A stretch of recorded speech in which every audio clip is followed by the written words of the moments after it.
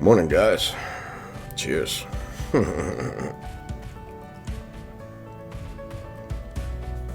So, there went that cup of coffee, right? Great. Now I'm about to play with the lights and throw something together real quick, right? So I just wanted to show like a before and then after as far as when the lights come on. But something else I wanted to discuss, right? So while I'm in the middle of doing all of this, so a few of y'all who were here in 2017 remember a dude named Reggie Middleton, right? With Veri, Veri, so Veritaseum. Excuse me. I missed that ICO. I missed it. I was in Populous at the time. Populous was 25 Ethereum. And then I did have a little bit to invest into Veritaseum. However, let me find the switch, right? Oh, that ain't it. Found it. Alright, let's see how that does, right? Is that too bright? I don't know. So anyway, I messed up there. I allocated too much into Populous instead of having the ability to invest into Veritaseum. So I bought Veritaseum off of Ether Delta. Then it later changed to Fork Delta, right? Watch that joker go nuts. Just go flipping nuts. So the ICO prices of Veritaseum were $2, $4, and $6. Yeah. Then watched it go all the way up to $450, and then the coordinated effort by the Securities and Exchange Commission to attack it in while it was working in the Jamaican stock market. Yeah. Complete sabotage. And then why did they go after a nothing coin? Something. Why didn't they go after, some other big, well-known crypto at that time? They went after this little dude. Why? For what? Made me wonder. Especially after listening to Uncle Cliff speak of the possibilities of it and what was in his data.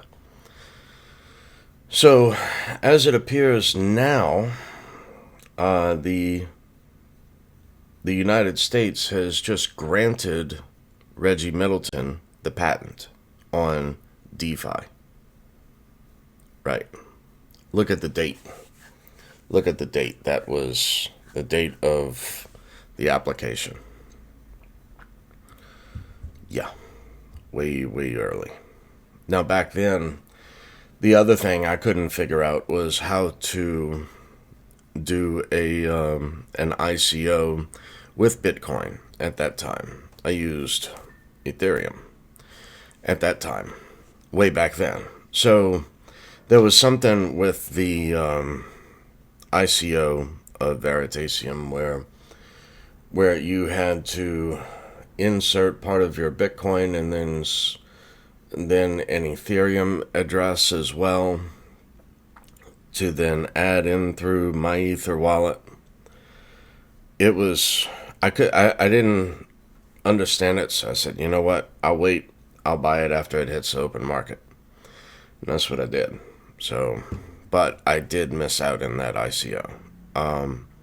However, this entire bear market down, right? I remember the Veritaseum that I did hold. I watched that go way down. and I held the entire way through. Ill-advised, I give you that. I do give you that. Ill-advised. However, it was so difficult to get, and it was a what if, right? Still difficult to sell. There's not that much liquidity out there. The Southeastern criminals, Securities Exchange Commission, seized the assets, right, of what they could. Now, what was being able to be traded on DEXs, I picked up one or two.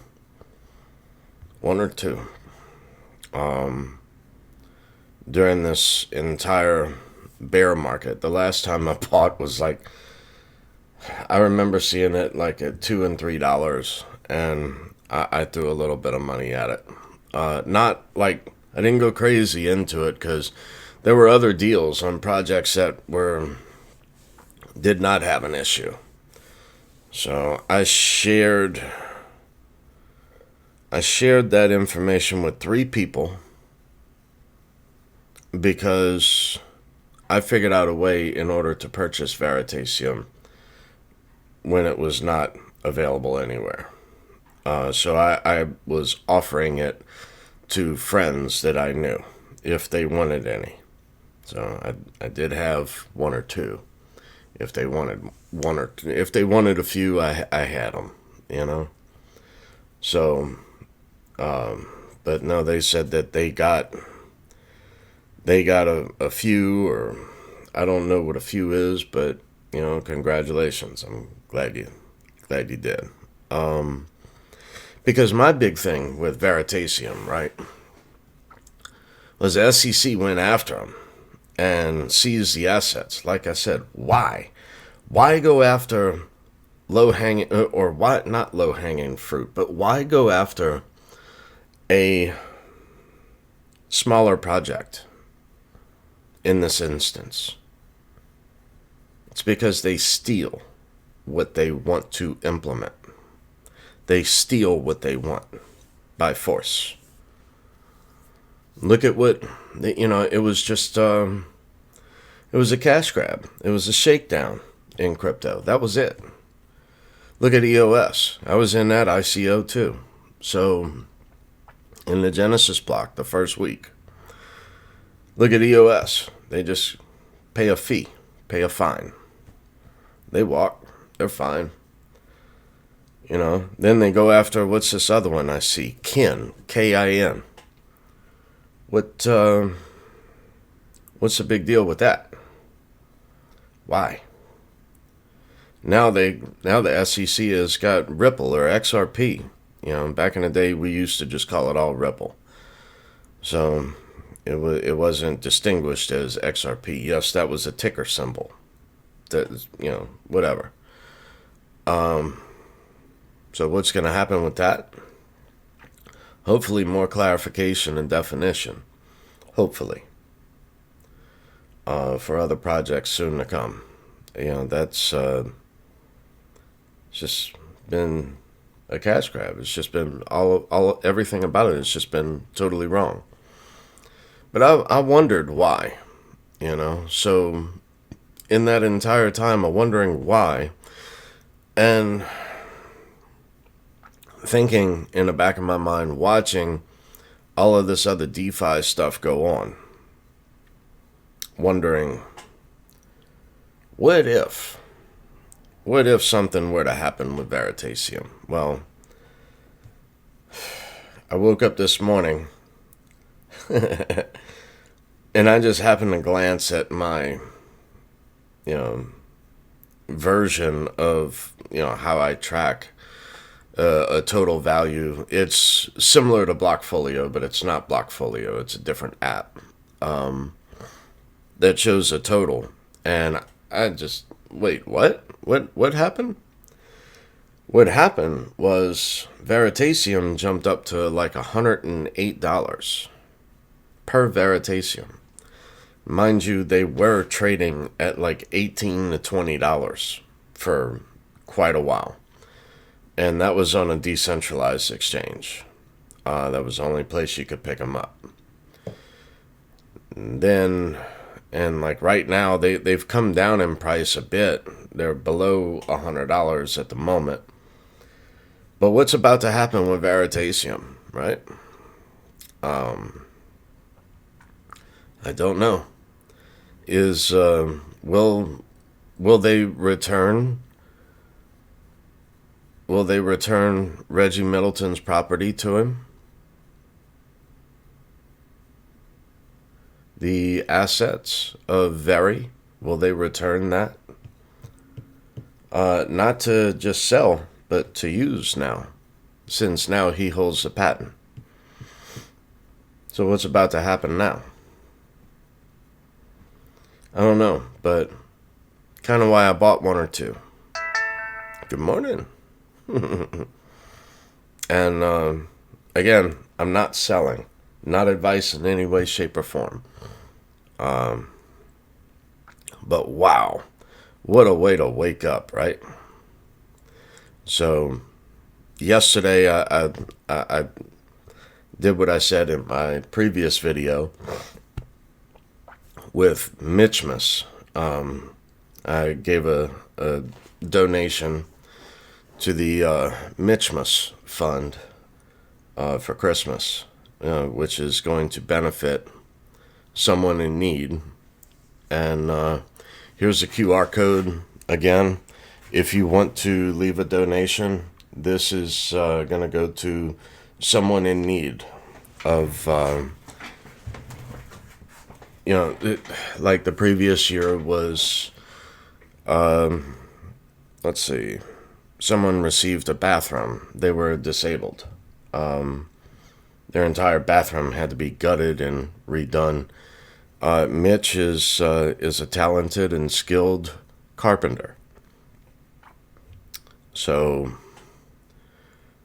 through the Mitchmas Fund, was able to go in and give this person in need something they could not afford. So, that's what we're doing again. But a little different this year. Something in need. However, this is going to be more for one of our own. I would say it that way. Something that is very much in need at the moment. One day I'll be able to explain more. But 'tis the season, right? Christmas season. It's about giving. Well, my portfolio did well. I hope yours did too. Again, leave a donation. This is a Litecoin address. So give a Litecoin or 2 or 20 if you wish. So I threw a little bit at it because I know what it's for and I know its intention. So anyway, right?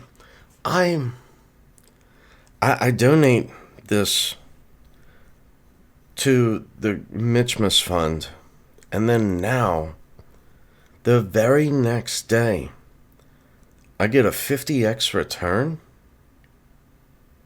Thereabouts, right?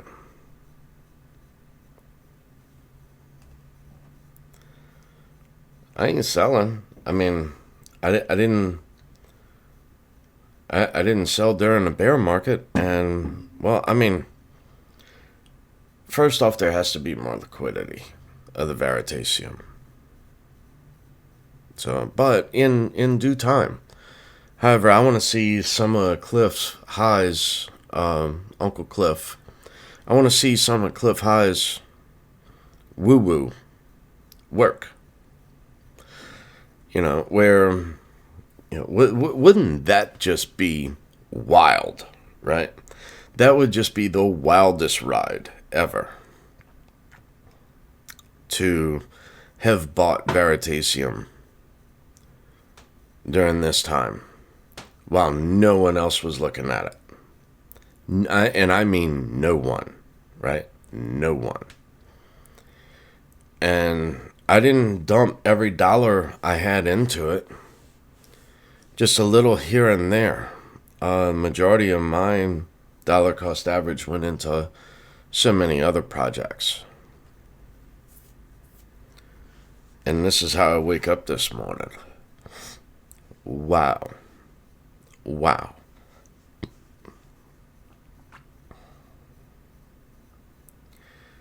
I can't imagine where crypto is going to go in the next 5 years. From the way that just in the last 2 years, how it has completely changed my life. I say 2 years. I mean, the amount of research and all that I did early on is really what changed my life. I just knew it was going to be a little bit of time. I didn't know it was going to be this quick. I didn't know it was going to happen this quick. So, in 5 years out from now, wow. I mean, wow, dude, what do you do? So, I mean, the bull run of 2017, look, I couldn't take profit during that time. My life would have been forever changed at that moment. But I couldn't do anything with what I had. I had to learn how to set up different things by being disabled and on Medicare, so that way then it wouldn't affect my benefits. There are many things you need to know being disabled and investing, and how to own assets while being disabled, and how to invest in other things, whether if you're permanently disabled and you want to invest in rental property, even if just one, just a duplex like what I've got here. So there are many things you need to know, and then so many additional things, like as far as the taxes, right? So like your capital gains taxes from crypto is perceived as income, line 1 on your taxes. So the let's say you own rental property, and any sort of improvements that you do to rental property, being a multi-family dwelling, not like a single house, right? So a multi-family dwelling, you can, whatever amount that you invest, you can then change your taxes based upon that. So then basically you're not paying the stupid taxes on the crypto. You're reinvesting that into property, gaining equity.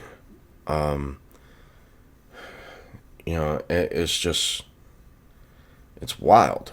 And then you own something that's really nice and fixed up. So I've got a bit yet to go in here. I threw the green screen up and all, so that way y'all wouldn't have to look at it. And I wanted to play a little more with the software stuff anyway, as well as the audio, the lighting. I still have to stretch out this material.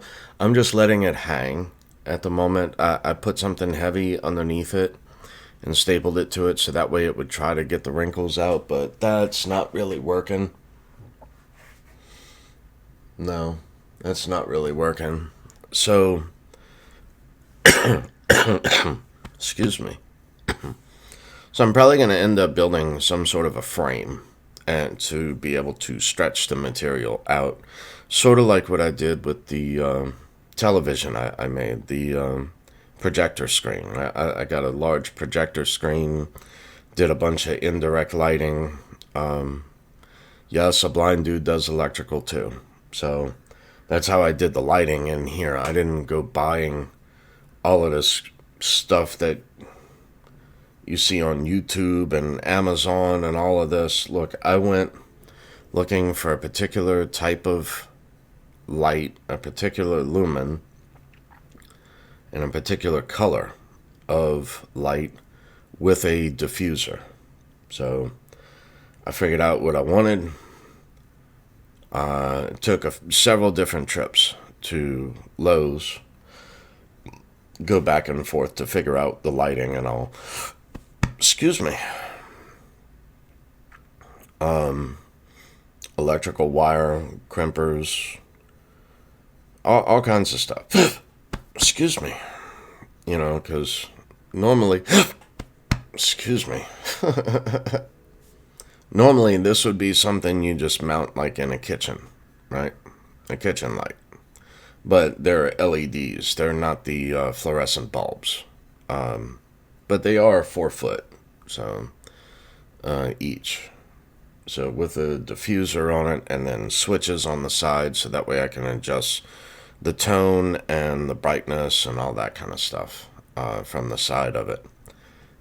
So anyway, I did that because these other lights are just outrageous in price, and it's like, I don't even know if this is going to work with the software I got. So because it's extremely difficult for me, because again, there's no handbook written to be legally blind using assistive technology software and trying to get this software to work with another. Yeah. And then you go to like I went to several places that I went to, spoke to so many people about trying to learn how to do any of this. And no one knew how to do any of this because no one had done it. Ta-da. Adapt and overcome. So anyway, look, I've been rambling a bit. Due for another cup of coffee. I got to build one more light because now I have one to the left, to the right, one above me, and now I would like to have the ability to turn one on in front of me. So that'll be 4 lights, but also I'm not sure. I'm not sure yet. I purchased way more than what I needed. I've returned others that did not work. So these seem to be working. So anyway, look, y'all be cool. Later.